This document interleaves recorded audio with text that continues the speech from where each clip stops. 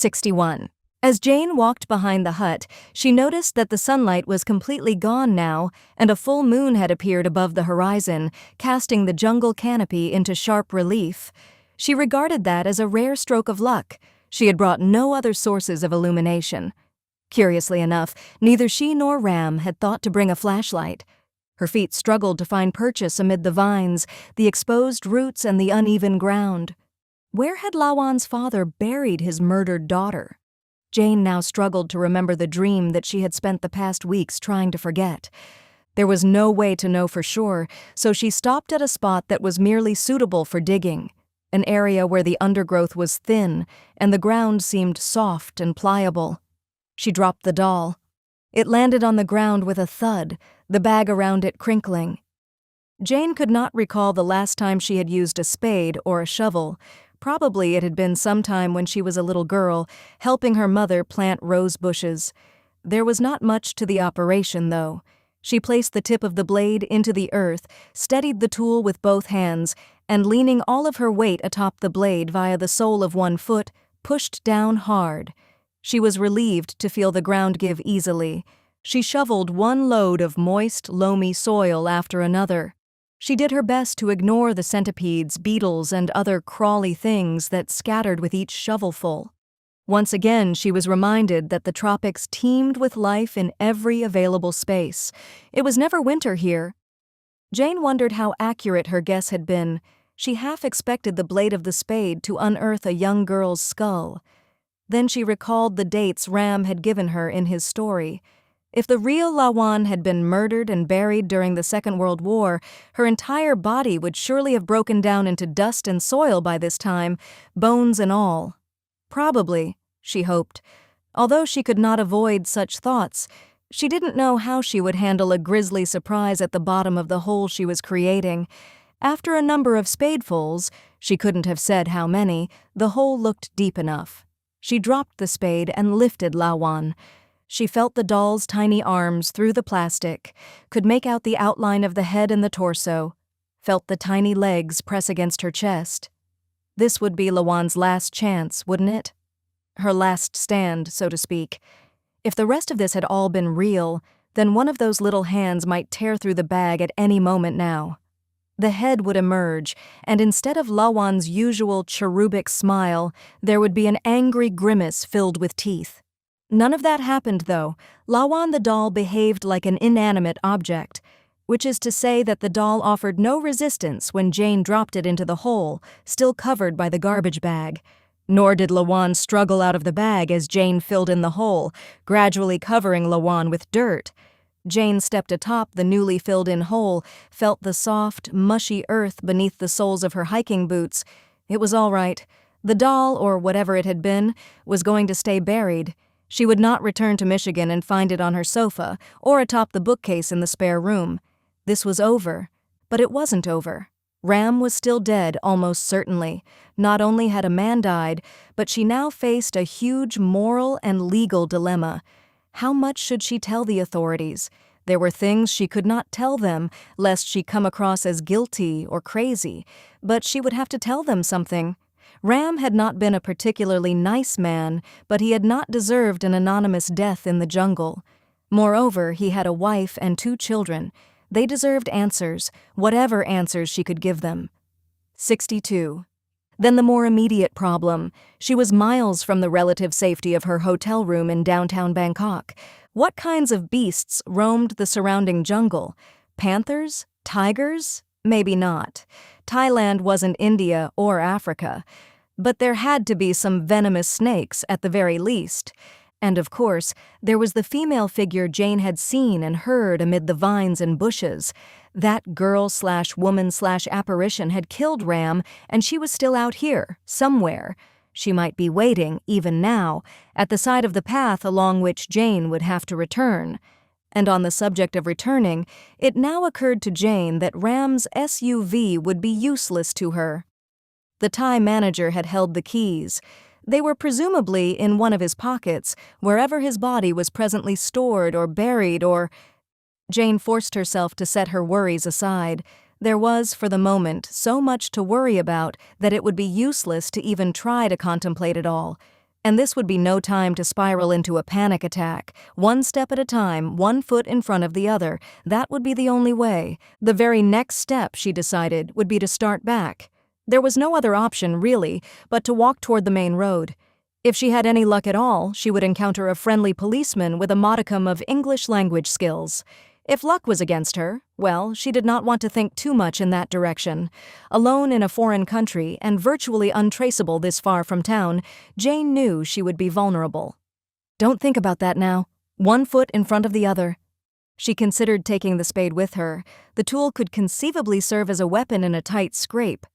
Jane briefly imagined a confrontation with the woman in the tropical undergrowth, saw herself swing the spade in a decisive, life-saving blow. On the other hand, though, the spade would be extra weight to carry. Given how tired she was, energy conservation should be her first priority. She dropped the spade a few paces beyond the filled-in hole. Jane walked back toward the hut that she knew, somehow, from her dreams to be Lawan's childhood home. Beyond that lay the center of the ruined village and the dirt path back to the main road. Despite her earlier temptation to enter, Jane's first instinct now was to walk past the hut, where Lawan might have, almost certainly had, lived. Now that the doll was buried, now that she had the feeling that all this was behind her, Jane felt an accompanying desire to return to immediate, tangible concerns. And considering her present predicament, there were more than enough of those to occupy her thoughts. Jane skirted the ground that would have been considered the front yard of the hut, if that term was even meaningful in the Thai context. She was already girding herself for a fast but cautious walk down the trail when she heard a distinctly human wail, followed by sobs. The cries echoed from inside the hut. Her first thought was of the woman in the woods. That made sense because almost certainly she and that woman, or girl possibly, would be the only two female persons within miles. Whether by accident or design, probably the latter, subsequent generations of Thais had avoided settling near the ruined village. But the woman along the path had been angry, growling. The voice that came from the hut was plaintive and vulnerable. There was no way that this was the voice of the stranger who had killed Ram. It could not possibly be. Then the voice uttered two distinct words, in English. "Help me." 63. Those two words of English changed everything. The female creature in the brush, unlike the woman in the hut, had made no attempt to communicate with her, not in English nor in any other language. The two could not, therefore, be one and the same. There was a very human woman inside the hut. The woman had seen Jane and recognized her as a foreigner, a Farang. That was why the woman had addressed her in English, the language of first resort in Asia for communications with unknown, non-Asian foreigners. This was another dilemma, another decision fork in which Jane would have to choose between altruism and self-preservation. The woman was apparently in some trouble.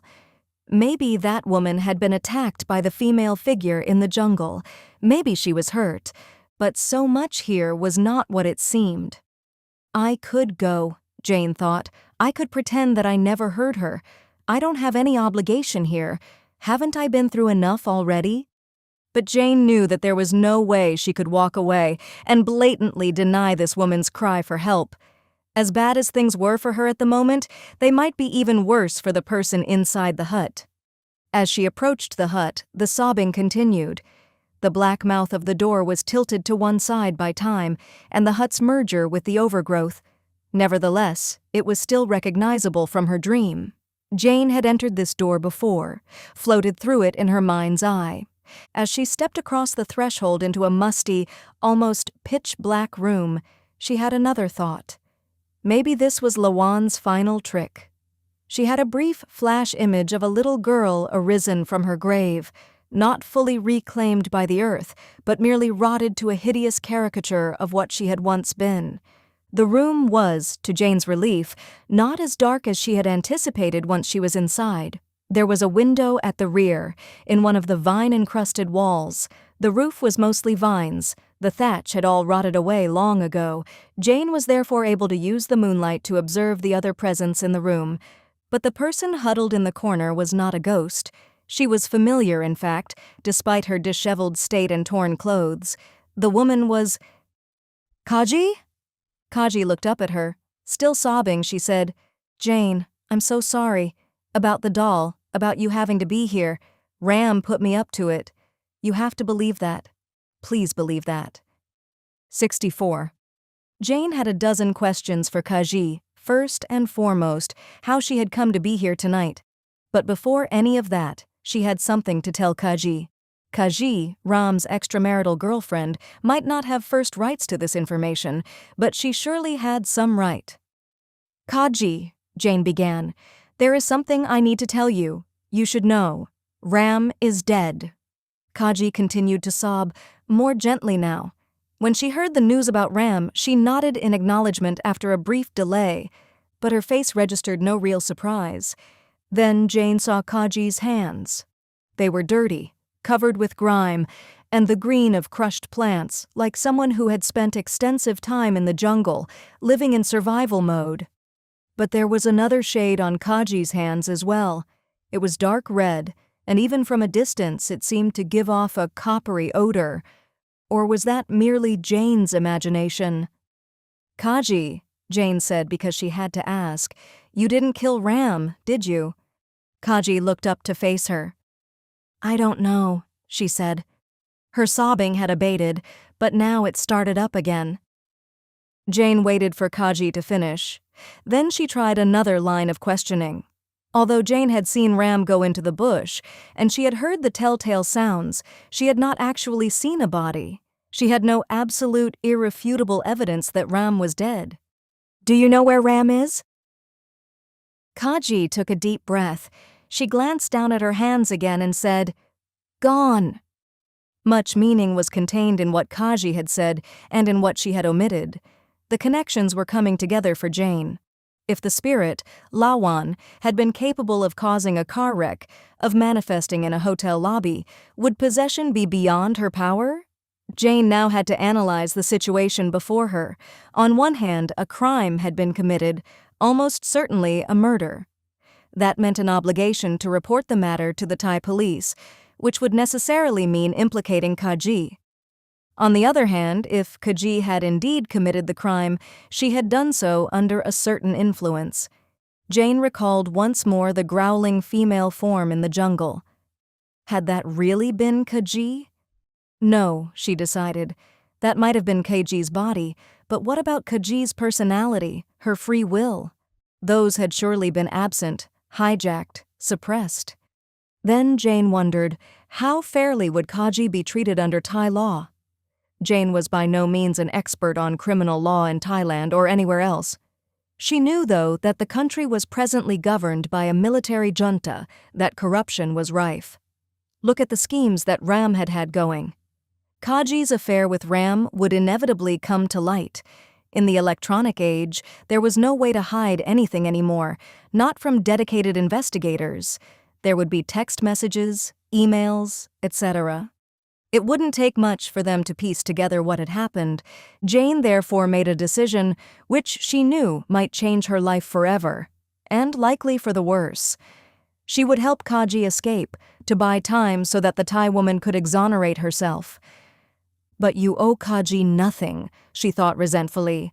That was true. Kaji had visited all of the preceding week's misery upon her.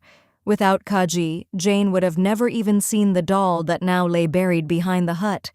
In all likelihood, she would still be blissfully ignorant of the bizarre fashion of the LUK THEP. Nevertheless, there was really only one choice to be made here, wasn't there? Come with me, Kaji, Jane finally said, committed now. You can get us back to town, right? 65. Jane then considered another aspect of her decision, related to self-preservation. Without access to a vehicle, with no knowledge of the roads, it would be almost impossible to get home. She had been hoping to meet a friendly police officer. Since when were friendly police officers around when you really needed them?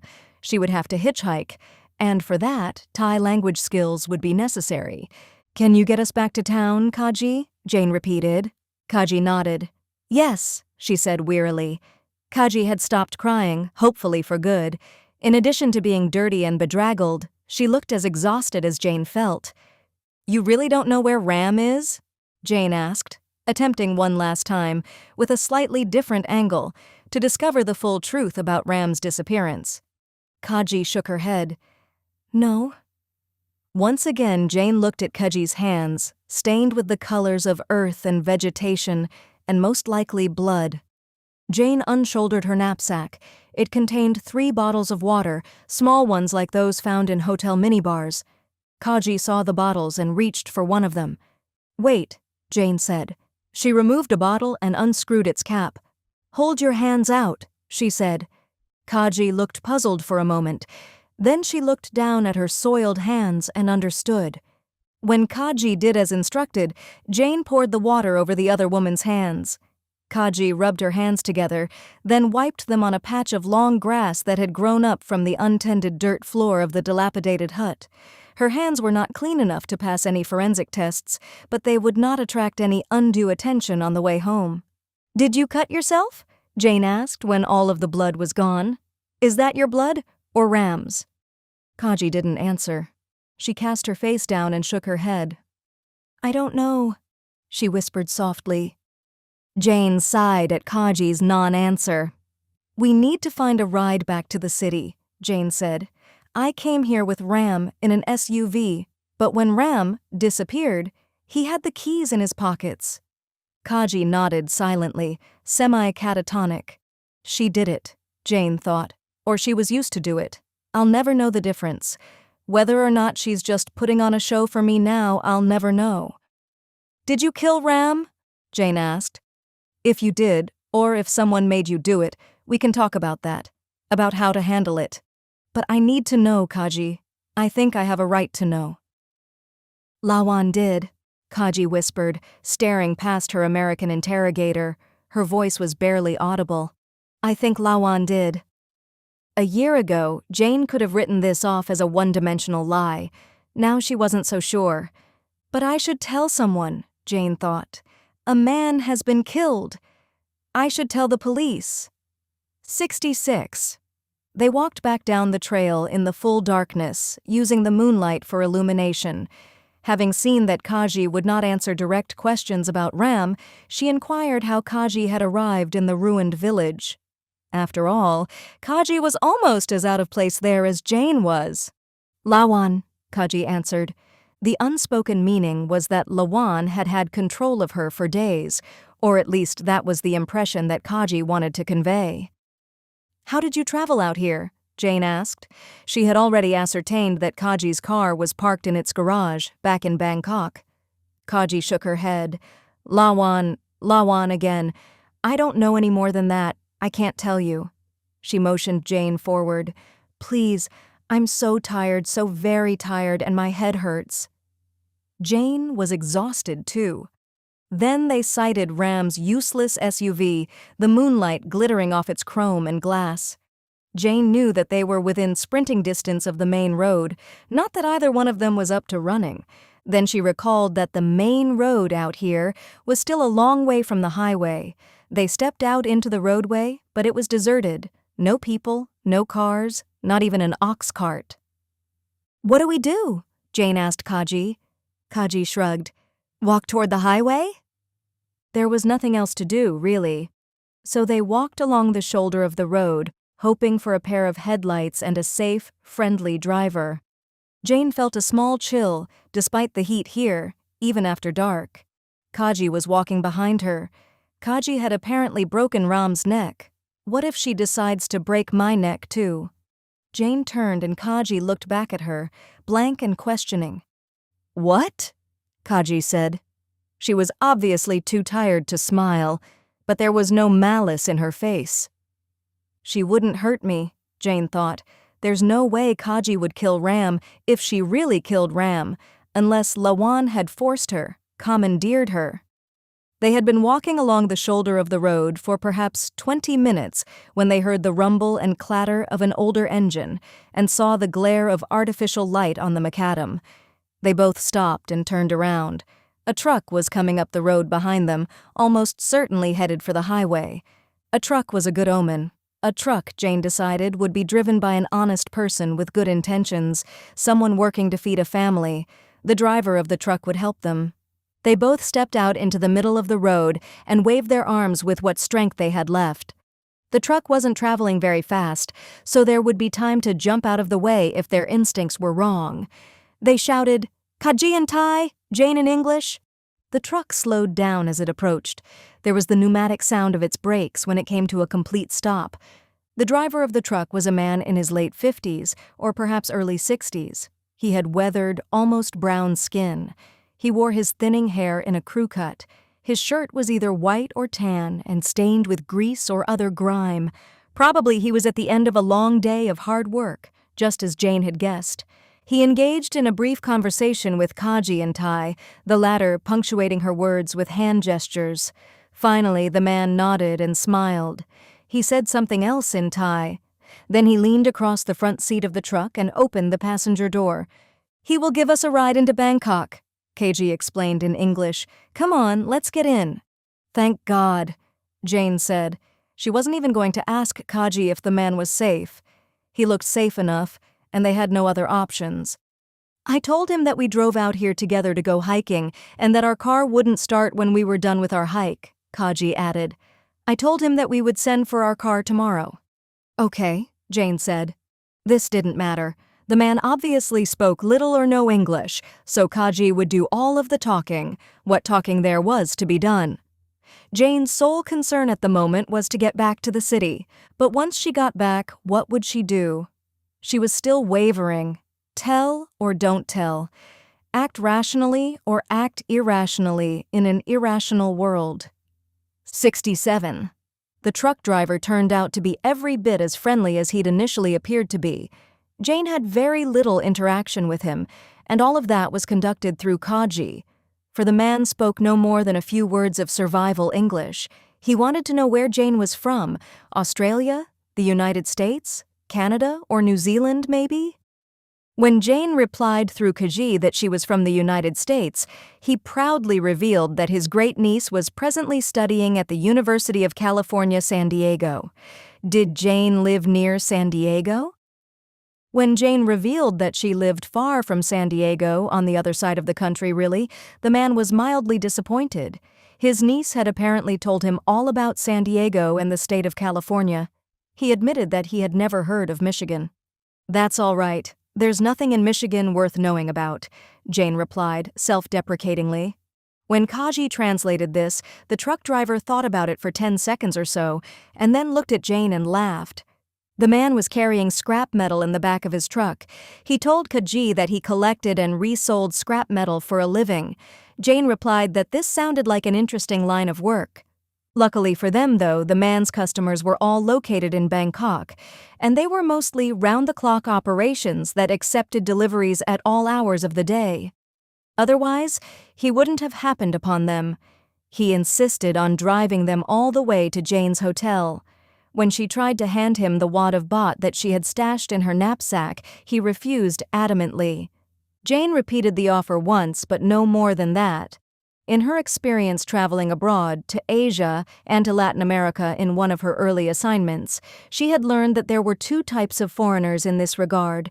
First, there were those who endlessly hustled and angled for tips from rich Westerners. Then there were those for whom the display of common kindness was a matter of personal honor. It was as if they were saying, "Yes, your country may be richer, but here we have manners. We help strangers. We are polite." This man was obviously of the latter category. So Jane broke things off with a profuse expression of thanks, folding her hands together as if in prayer and nodding her head as she had seen Thais do so often. Jane was not being insincere. She truly was grateful for all that the truck driver had done. Somewhat to Jane's surprise, Kaji exited the truck with her. Then she remembered that Kaji lived in an apartment in a remote suburb. To ask the truck driver to go so far out of his way would be unreasonable. They both stood on the sidewalk and waved to the truck driver as he pulled away. The man smiled and waved back at them. 68. When he was gone, Jane asked Kaji, "Where is your car?" "At home, I think," Kaji replied. "At least that's where it should be." Then Jane recalled that Kaji had said as much earlier. "Why don't you come up to my room?" Jane gestured toward the hotel. You could take a shower in my room." Jane felt obliged to make this offer, but she immediately regretted it. For a variety of reasons, both mundane and speculative, Jane did not want to be alone in an enclosed space with Kaji right now. "No thanks, Jane," Kaji said. "I'll be all right from here." "How will you get home?" "There are taxis all over Bangkok."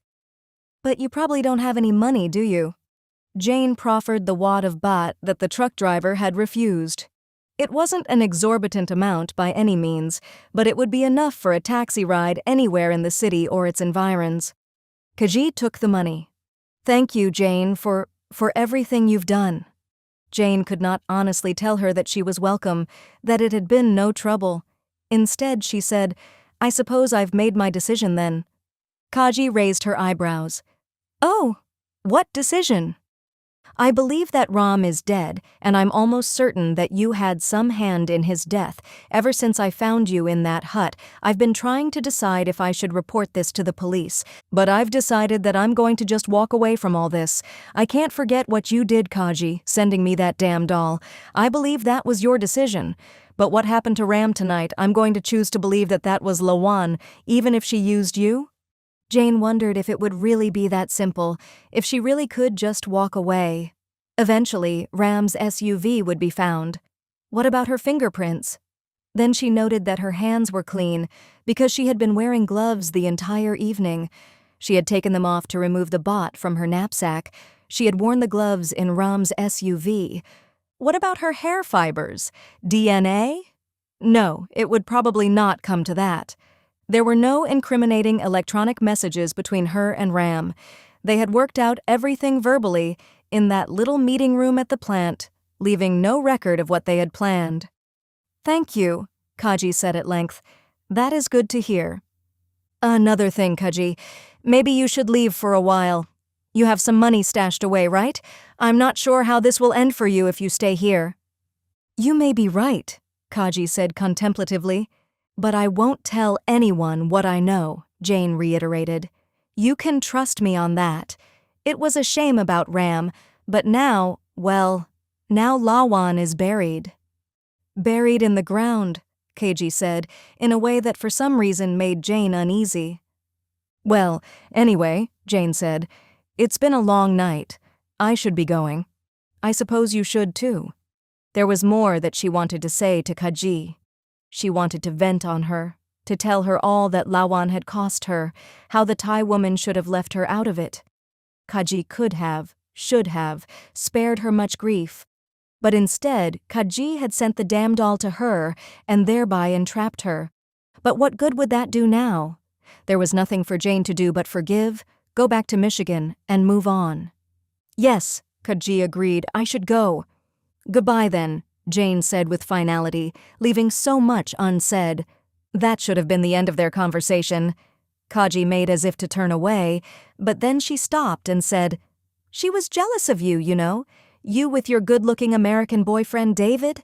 Jane considered all that Kaji's use of the third-person inflection implied and felt a sudden, concrete chill enclose her body.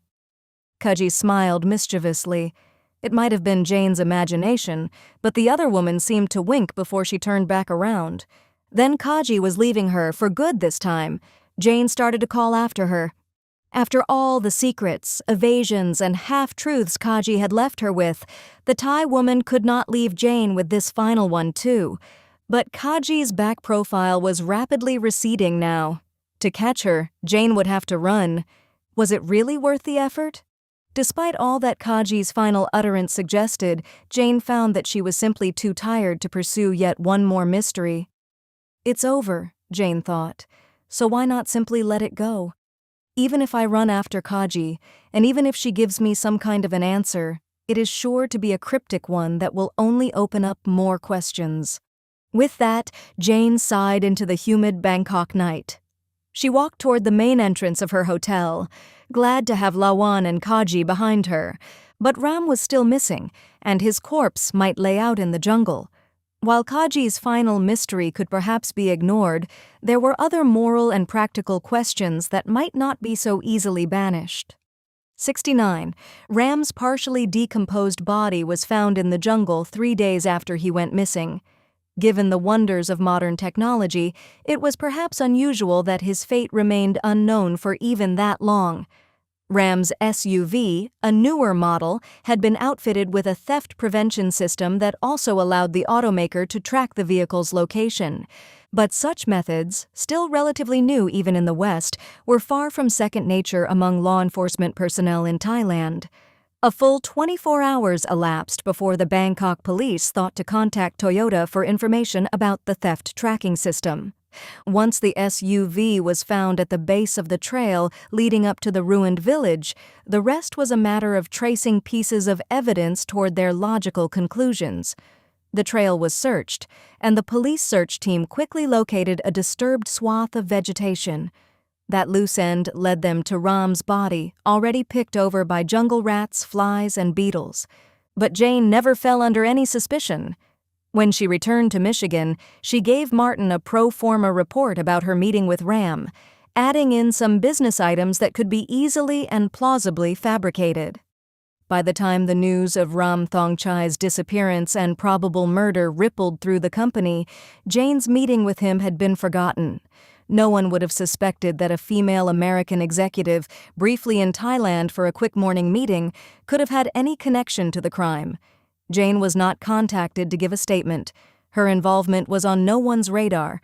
Instead, and somewhat predictably, suspicions immediately focused on Kaji, the younger mistress of Ram who had recently taken an unauthorized leave of absence from the company. The true nature of Ram and Kaji's relationship quickly came to light. Ram's wife sealed Kaji's fugitive status. She told police that Ram had recently confessed the error of his ways.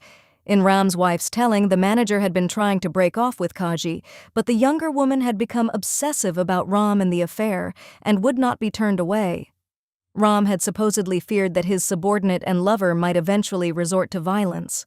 When Thai authorities discovered that Kaji had fled the country via a one-way airline ticket to Jakarta, there was no longer a question in anyone's mind.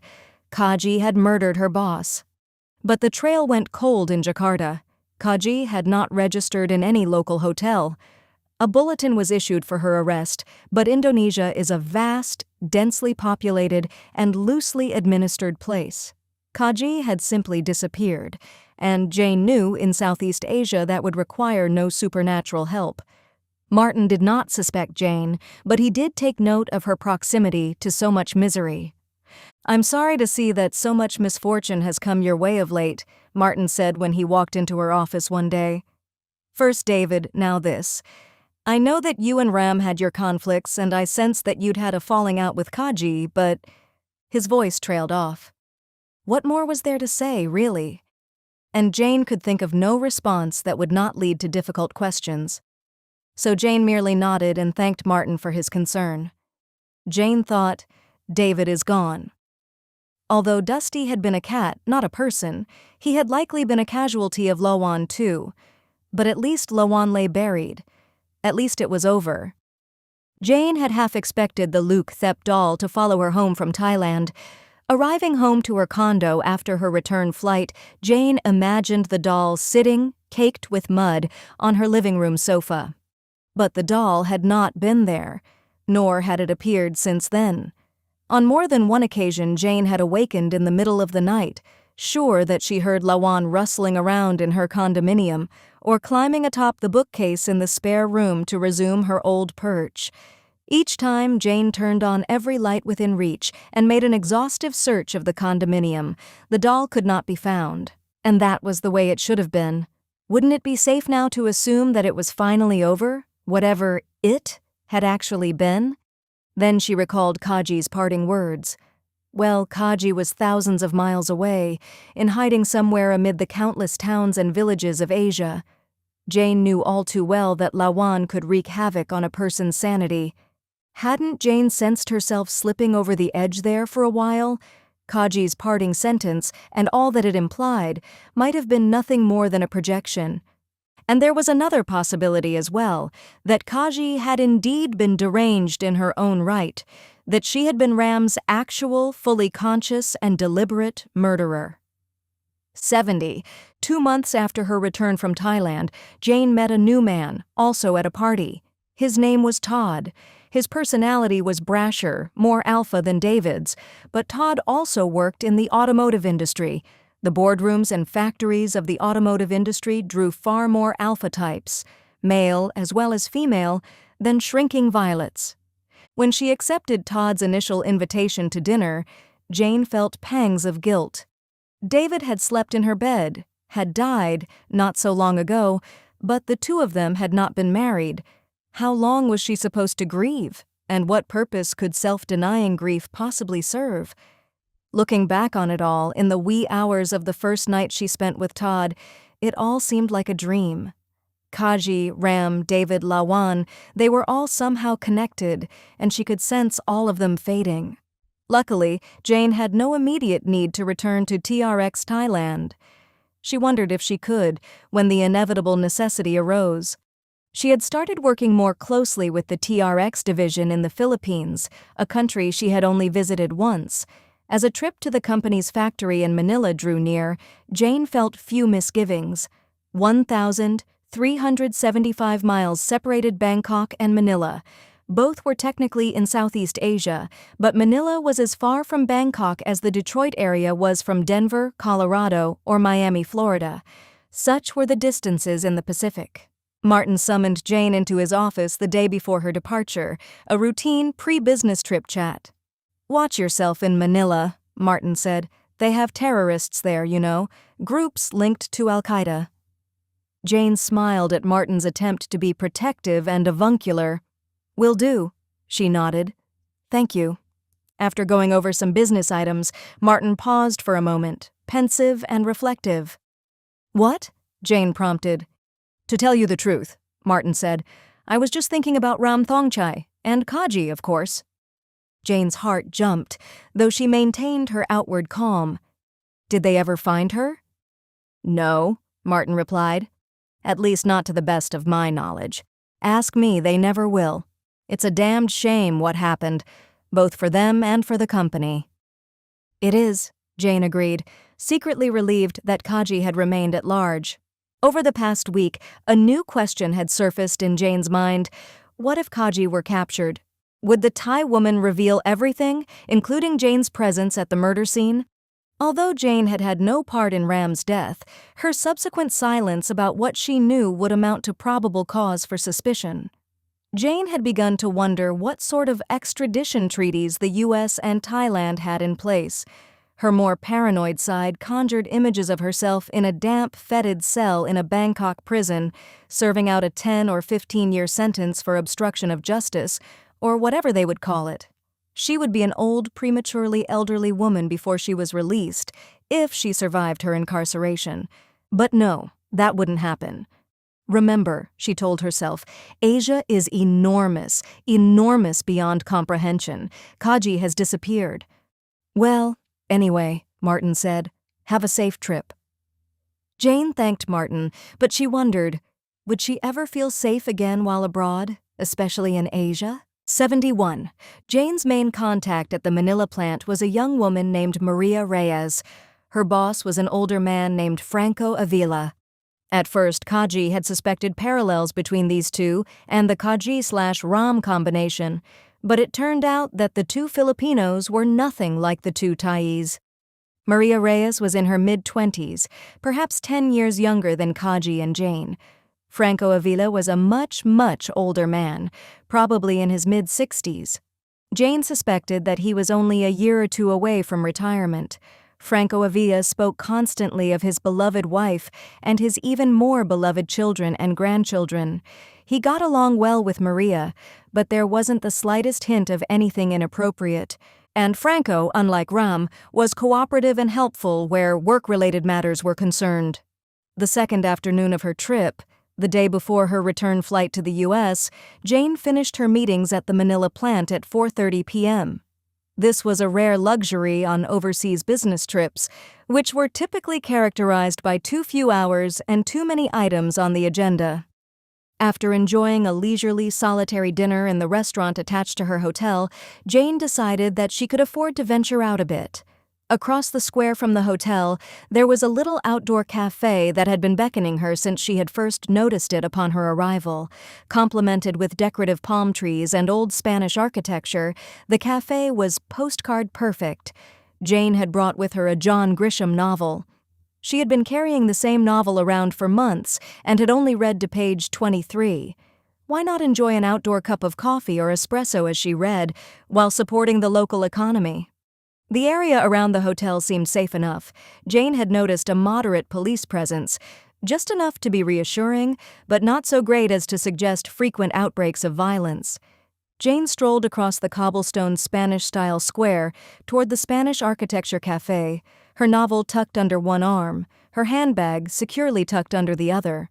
The late afternoon weather was warm and marvelously sunny, but it was more reminiscent of Hawaii than Thailand. Looking back later on what happened, Jane would recall that she had experienced no inkling of anyone watching her. She took an outdoor seat at a small table with 2 chairs. A young female member of the service staff appeared. Jane addressed her tentatively in English. The young woman replied in the same language, not missing a beat. Although there are multiple indigenous languages in the Philippines, English is widely taught and spoken. The Philippines has distinguished itself in recent years as a low-cost location for call centers, servicing customers in the U.S. and Canada. English is an iffy proposition in the Philippine hinterlands, but in Manila, in tourist places, one can usually get by in English. Jane was sipping a coffee and reading page 32 of the John Grisham novel when she heard the chair across from her slide away from the table. When she looked up, she was no longer alone at the table. The woman was Asian, of slender build. She was wearing a scarf over her black hair, as well as sunglasses. The woman pushed the sunglasses down over her nose and looked at Jane over their rims. Jane knew immediately who she was. "Kaji was weak," the woman said. "That was why she betrayed me." The woman whom Jane had once known as Kaji Wangsuan sighed. "That was why I tried to help her. She never got her husband, you know, but she had her little girl." Jane tried to speak but found herself unable. The partly covered face before her was Kaji's, and yet it wasn't Kaji's. Jane remembered the flash of the furious, growling face in the jungle undergrowth. Kaji stood as abruptly as she had sat down and pushed her chair back into place.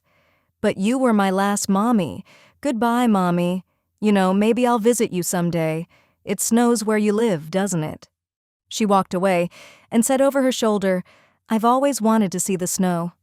The woman, who might have been Kaji and might have been someone or something else, walked away until she became obscured by other pedestrians and then disappeared in the afternoon crowd. Jane sat there for a very long time before she summoned the composure to pay her cafe bill and returned to her hotel. The end.